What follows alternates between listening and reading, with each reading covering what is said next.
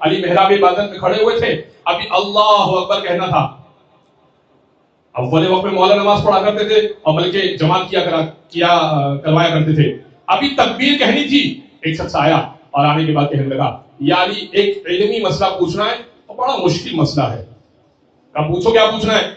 کہا مولا میں نے اپنی بکریوں کی حفاظت کے لیے ایک نجس جانور پالا ہے, وہی نجس جانور جو رات میں ادھر ادھر بھونکتا ہے. تو میں نے اپنی بکریوں کی حفاظت کے لیے ایک نجس جانور, شکاری نجس جانور پالا ہے. کہ یہ ہوا میرے ساتھ یہ ہے کہ اس نجس جانور اور ان بکریوں کی ملاپ سے ایک عجیب سا جانور پیدا ہوا ہے. اب آپ یہ بتائیے کہ اس کو میں حلال تصور کروں یا نجس اور حرام تصور کروں. بھائی اسے اگر بکری یا بکرا مانیں گے تو کھا بھی سکتے ہیں, پاک بھی ہے, اور اگر نجس جانور سمجھیں گے تو ظاہر ہے کہ اس کے گیلاہٹ سے بھی بچنا پڑے گا, اس کی پیشاب پکانے سے بھی, اور اگر کسی چیز کو چاٹ لے تو مسئلہ ہے. کیالی یہ بڑا مشکل مسئلہ ہے, کیا سمجھوں.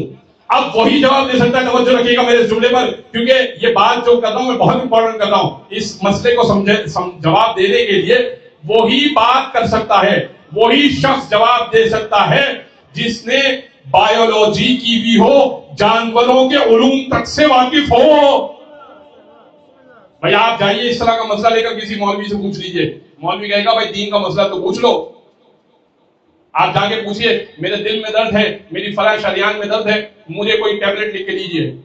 وہ کہے گا بھائی طب کا ماہر میں نہیں ہوں, ڈاکٹرز بہت موجود ہیں, کیونکہ میری فیلڈ نہیں ہے. تب وہ مسئلہ لے کر آیا تھا جانوروں کے بارے میں. علی کو کہنا چاہیے تھا بھائی جاؤ یہ تو جینڈر کا مسئلہ ہے, یہ جا کر تم کسی ڈاکٹر کو دکھا دو اپنا وہ والا جانور, وہ طے کر لے گا. لیکن مولا ابھی تکبیر کہنے والے نماز والے وقت سے نکل جائے گی. مولا نے کہا جا اور جا کے دیکھ وہ کھاتا کس طرح سے. اگر لقمہ چبا چبا کے کھاتا ہے تو حلال جانور ہے, اور اگر لقمہ پورا منہ میں نکل لیتا ہے تو حرام جانور ہے. ایک جملے میں مولا نے جواب دے دیا.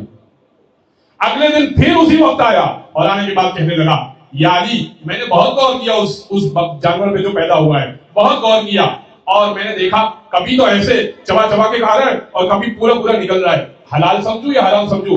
امام نے کہا جا اور جا کے اس کے پینے کے انداز کو دیکھ, اگر گھونٹ گھونٹ کر پانی پیتا ہے تو حلال جانور ہے, اگر چاٹ چاٹ کے پانی پیتا ہے تو حرام جانور ہے. یہ کہہ کے اللہ اکبر امام نے نماز شروع کرا دی.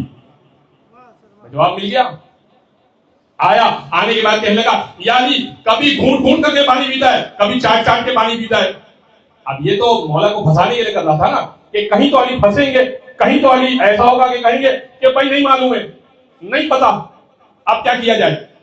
نہیں, مولا نے کہا اس کا بھی حل ہے. ایک کام کر, بیٹھنے کے انداز کو دیکھ, آگے کی ٹانگوں کو موڑ کے بیٹھتا ہے تو حلال جانور ہے, پچھلی ٹانگوں کو موڑ کے بیٹھتا ہے تو حرام جانور ہے. اگلے دن پھر آیا, کہنے لگا یا علی کبھی ایسے بیٹھتا ہے کبھی ویسے بیٹھتا ہے. امام نے کہا کوئی مسئلہ نہیں ہے, لیکن تم میری نماز کی تاخیر نہیں کرا سکے گا, نماز کی تاخیر نہیں ہوگی. امام نے کہا کوئی مسئلہ نہیں, ریوڑ کے ساتھ چلا کے دیکھ.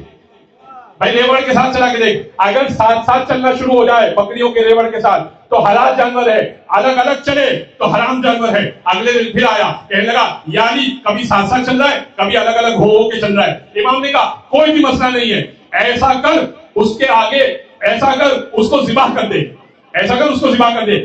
اگر کئی آنتیں نکلے تو حلال جانور ہے, اگر ایک لمبی آنت نکلے تو حرام جانور ہے. اگلے دن آیا, کہنے لگا اب تو نہیں کہہ سکتا تھا نا یا علی کبھی ایک بڑی آنت نکلتی ہے کبھی کئی آنتیں نکلتی ہے. کہنے لگا یا علی آپ کے علم کو دیکھنا چاہتا تھا, آپ نے وہ جواب دے دیا, اب آگے نہیں کہہ سکتا.